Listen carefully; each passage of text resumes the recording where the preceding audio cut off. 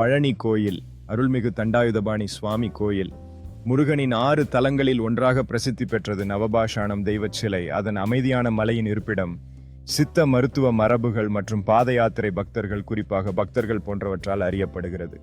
பதிவு செய்வதற்காக பக்தர்கள் மறுக்க முடியாத செல்வத்துடன் அனுபவிக்கும் வண்ணம் செல்லும் போது அந்த மலைப்பரப்பு ரொம்ப அமைதியானது. கோயிலில் நடைபெறும் பூஜை நிகழ்வில் பக்தர்கள் தங்கள் ஆன்மீகத்திற்கான உறுதியுடன் இருக்கிறார்கள். பழனி கோயிலின் வாசலில் ஒரு முதியவர் தீபம் ஒளிப்படுத்துகிறார். அவரது முகத்தில் அமைதி மற்றும் பக்தியுடன் ஆசீர்வாதம் கேட்கிறார். பூஜைக்கு பிறகு பக்தர்கள் பிரசாதத்தை பகிர்ந்து கொண்டு சந்தோஷத்துடன் அனுபவிக்கிறார்கள். அவங்க ஒரே சமயத்தில் தங்கள் ஆன்மீகம் மற்றும் ஆதரவை பகிர்ந்து கொள்கிறார்கள். கோயிலின் சுவர் முழுவதும் உள்ள நுணுக்கமான கல்லூரிகள் முருகனை சுற்றி பற்றி உள்ள மார்க்க அமைப்புகள் மற்றும் கதைகளை வெளிப்படுத்துகிறது. கோயிலின் அருகில் உள்ள கிணற்றில் தன்னுடைய அமைதியான மற்றும் நிரப்பமான நீர்களில் மணிநீர் கொடி மலர்கள் ப்ளூமிங் செய்கிறார்கள்.